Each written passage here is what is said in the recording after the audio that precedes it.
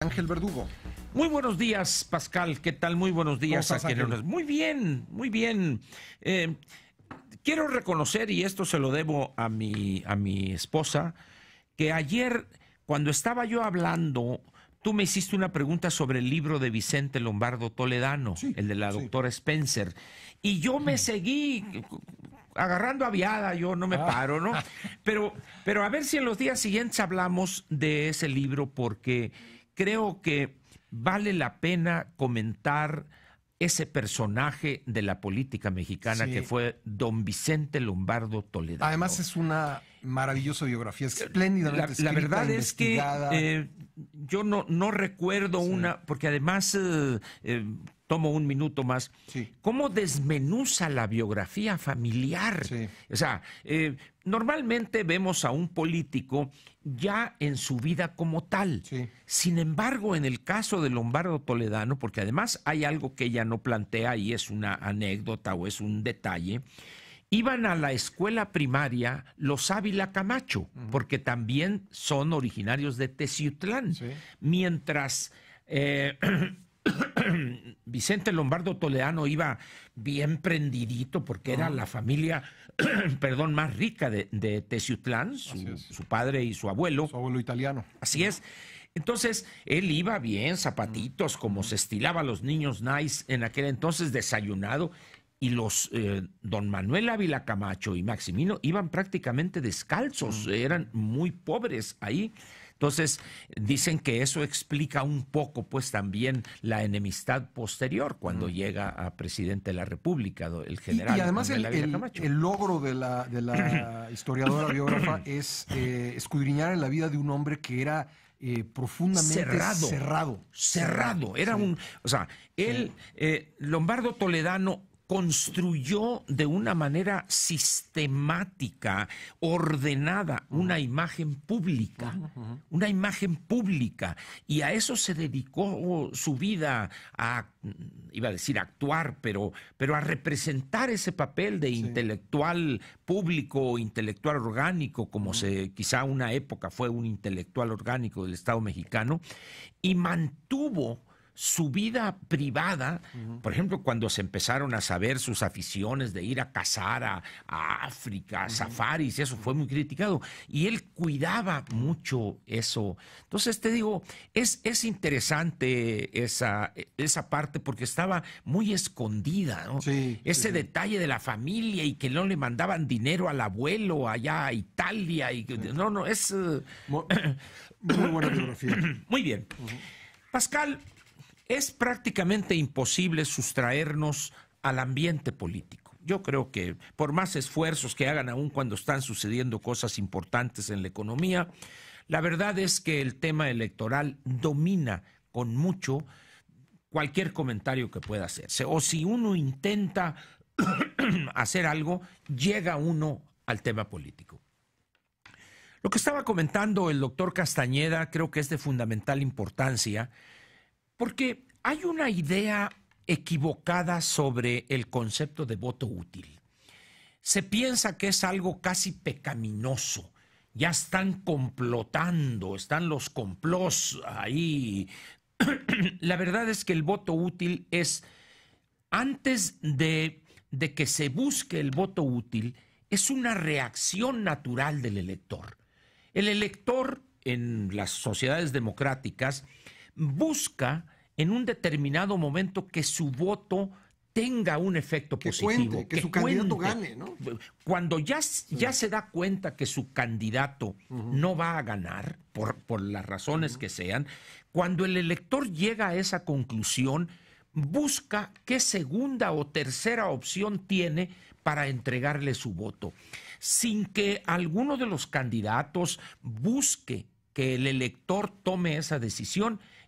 Se da en la práctica un voto útil. La ventaja de la segunda vuelta es que hace evidente el voto útil.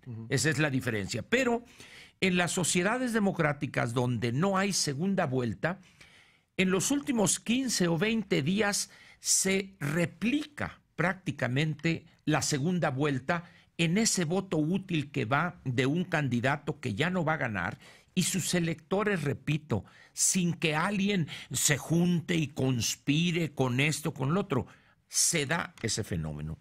Y lo que debería decirse o agregarse a esto es que en las democracias el voto útil es un elemento legítimo, no está ni castigado ni prohibido. ¿Por qué?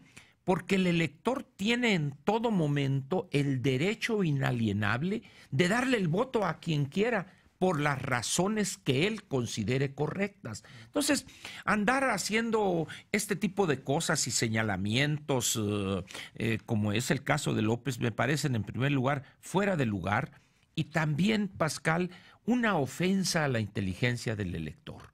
Yo creo que debería respetarse eso. Y por otra parte, todos los candidatos tienen también el derecho a buscar que ciudadanos o electores que tienen otras simpatías o tienen a otro como favorito y que le van a entregar su voto, tienen todo el derecho de decirle, dámelo por mí. Entonces ya sería la petición abierta del voto útil.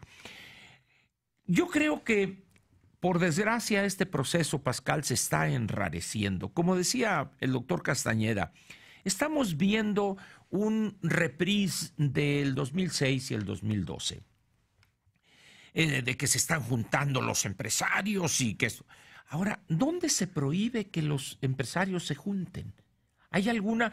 O sea, sí es dable que los que integran una mesa de dominó se junten y digan, oye, ¿por quién vas a votar tú? Pero los empresarios no pueden hacer eso. Es decir, en ninguna parte se prohíbe eso. Sin embargo, yo tengo una hipótesis respecto a esta conducta de López. Yo estoy profundamente convencido de que López no tiene la menor intención verdaderamente de ganar la presidencia de la República. ¿Tú crees? Yo creo. Una cosa es que diga él. ¿Por qué, Pascal? ¿Pero por qué no quisiera ganar? ¿Por qué no quisiera ganar? Ajá. Porque él tiene un gran negocio haciendo lo que hace, Pascal. ¿Cuánto dinero, cuántos millones de pesos recibió Morena para actividades ordinarias? Vamos a dejar lo de los gastos de campaña, 400 y tantos millones de pesos. ¿Cuánto va a recibir Morena para actividades ordinarias y específicas el 2019 con la votación que espera ganar? ¿Te gusta 600 millones? Es muy probable que ronde esos 600. No, a ver, no me da la impresión, al ser mi impresión es una opinión personal, de ser un hombre que esté metido en esto por dinero. No dije que él quiera tener ese dinero para sí. Ajá. Él lo que le gusta es el mitote, el mitin, la plaza pública, el grito, la ofensa, la burla a sus a sus adversarios. Eso es lo que le gusta. Si lo ha hecho sin dinero, ahora con esto, tú velo cómo goza la Suburban blindada o la Suburban y va y todo. Ese es el elemento, la agitación permanente. En ese sentido, está más cerca, López está más cerca de Trotsky, de la revolución permanente, que de Juárez o de Madero o de Lázaro Cárdenas. Es un agitador. Unos dirán que muy bueno, yo digo que medio regular, pero al final de cuentas ese es el ambiente donde él vive, donde él se realiza. Pero a ver, entonces eso significa que no quiere gobernar. ¿Y por qué no quería gobernar? Porque él entiende perfectamente los problemas, lo sabe, no lo quiere reconocer. Simplemente los problemas, las constricciones de las finanzas públicas, Pascal, en cuanto a margen de maniobra para dar lo que ha dicho que va a dar. No hay dinero, no hay, búscale como quieras. Y esto es válido incluso para Mir, que anda prometiendo que en 100 ciudades esto, no hay recursos. Esa es una realidad, es una constricción, vamos a decir, del sistema. A ver, pero por establecer un ejemplo, por establecer un paralelismo, bueno, no es un paralelismo, pero es un ejemplo. Venezuela está en bancarrota. Totalmente. Y aún así el señor Maduro se aferra al poder. Algo tendrá el poder que es tan seductor que a pesar de estar en una situación en que no puede resolver nada. Pero hay una diferencia, López tiene mucho poder sin tener las responsabilidades de la gobernación. O sea, el señor es intocable. Él puede agarrar esos 600 millones de pesos el año que entra o los 400 y no dar cuenta jamás. Puede gastar en exceso y en el momento que intentare la autoridad electoral o la autoridad correspondiente hacer algo, lanzaría todas sus huestes en contra de eso. O sea, se ha convertido, producto de la abdicación del Estado mexicano para hacer que la ley sea respetada por todos, ha hecho de eso casi algo excelso.